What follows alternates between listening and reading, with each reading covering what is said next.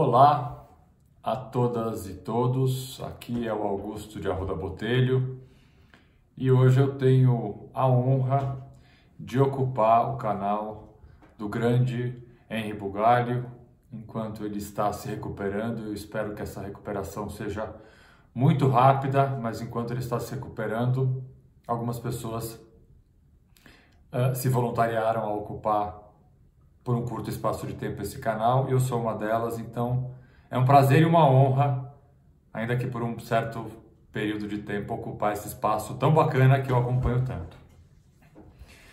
O assunto que eu pretendo trazer para vocês hoje é um assunto que eu entendo ser muito importante. Mas mais do que isso, é um assunto que infelizmente vem caindo no esquecimento. E vem caindo no esquecimento pelos motivos errados. Eu pretendo falar hoje sobre a Vaza Jato. E a Vaza Jato ela não pode jamais ser esquecida. Porque eu considero esse episódio, de longe, o maior escândalo da história do nosso Poder Judiciário. As pessoas pararam de falar na Lava Jato, ou pelo menos falam menos na Lava Jato, sob um argumento, e este argumento eu discordo bastante, de que nada aconteceu após a Vaza Jato. Basicamente que a Vaza Jato acabou em pizza. Eu não concordo e vou explicar por quê.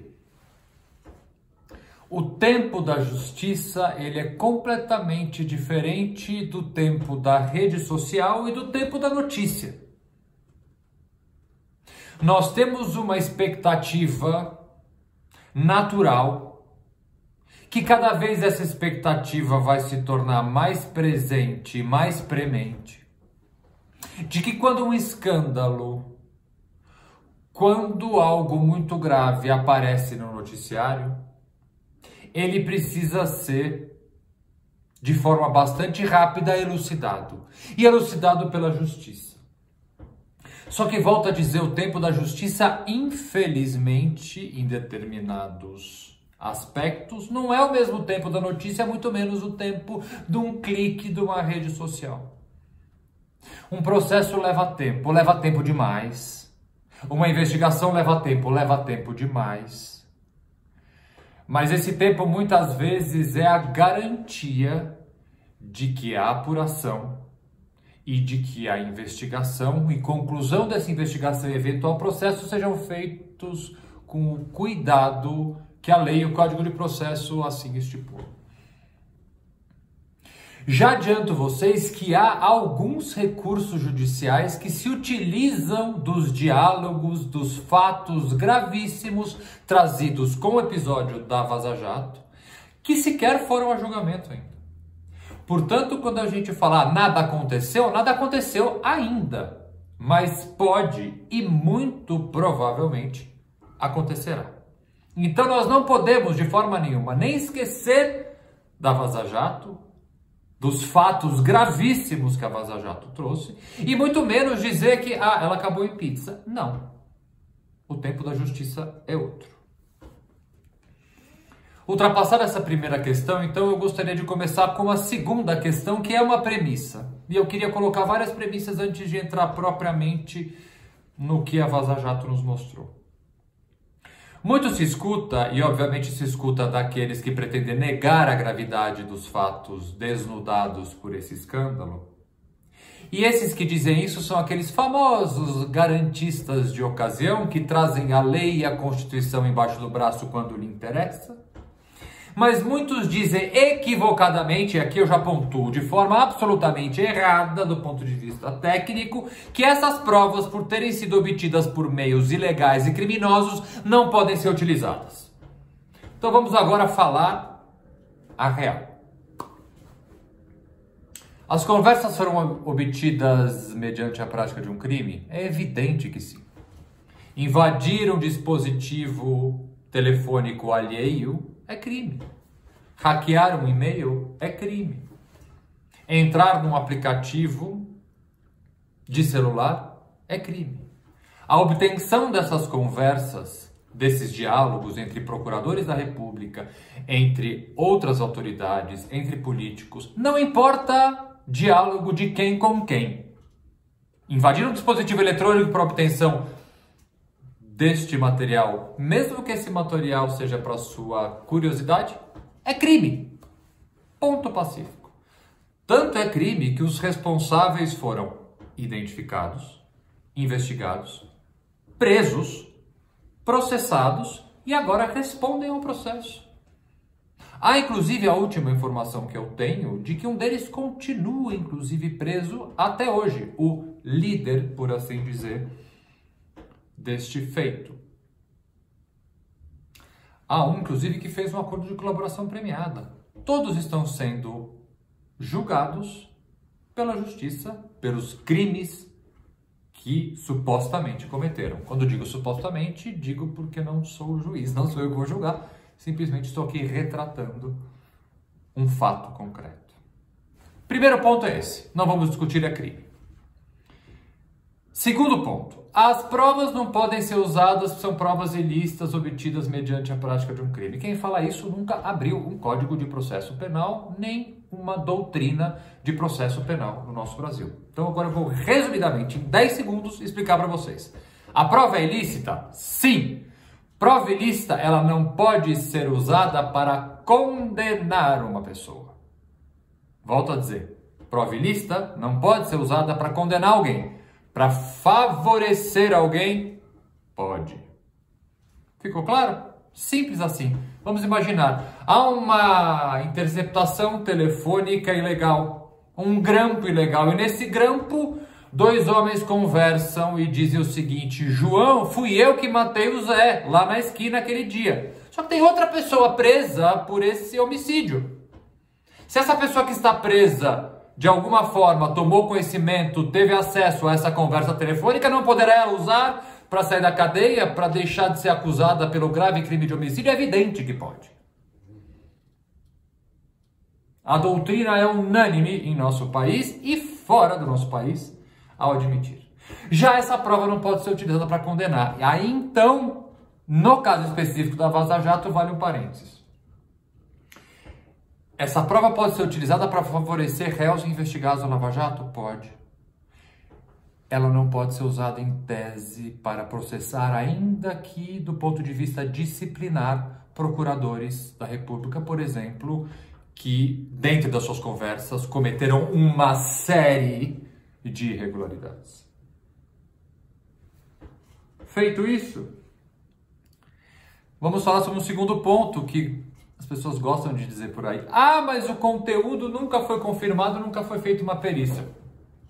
Gente, quantas vezes procuradores da República, juízes, autoridades públicas que estão contidas naqueles diálogos confirmaram direta e indiretamente a veracidade deles? Portanto, não há qualquer discussão. Houve em certo momento, obviamente, aquela primeira postura de negar, não, essas conversas não são verdadeiras, eu não atesto a veracidade delas. Depois, com o passar do tempo, isso foi sendo flexibilizado, por assim dizer, e hoje está bastante claro que o conteúdo daquelas conversas é sim verdadeiro. E o que diz e o que nos mostra a vasta troca de mensagens entre procuradores da República, e um juiz federal e entre demais autoridades. O que eu já disse, o maior escândalo da história do Poder Judiciário brasileiro.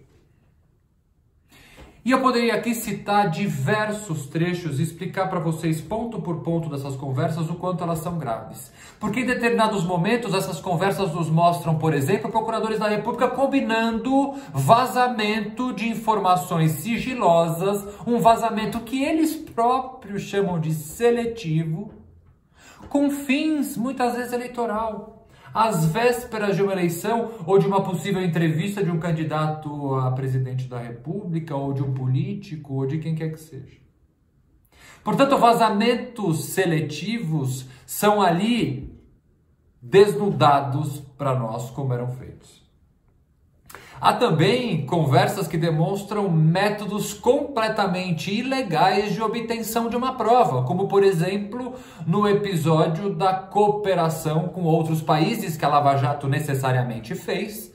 Mas antes de oficializar essa cooperação, uma série de irregularidades, e as conversas assim mostram, foram cometidas por esses procuradores. Mas de longe, o mais grave dessas conversas é a demonstração absolutamente clara e evidente de parcialidade do ex-juiz Sérgio Moro. O ex-juiz Sérgio Moro, que para mim, que atua na Lava Jato desde praticamente sua fase inicial, sempre foi muito evidente. Mas eu nunca imaginei que essa parcialidade fosse tão evidente quanto a demonstrada na troca de mensagens entre um juiz e a parte de um processo. Para finalizar e explicar para vocês a gravidade disso, imaginem um processo como um triângulo. Aqui nós temos o Ministério Público, a defesa e o juiz. Ministério Público e defesa são partes de um processo. O juiz não é parte. O juiz fica lá em cima, imparcial, como uma balança da justiça. A partir do momento em que esse juiz é flagrado numa conversa telefônica, entrando em contato com uma das partes, para com essa parte sugerir a produção de uma prova essa que futuramente pode ser usada para condenar uma pessoa, e quem vai condenar essa pessoa é esse mesmo juiz que antecipou a necessidade da produção dessa prova, nós não temos mais um processo, nós temos um faz de conta.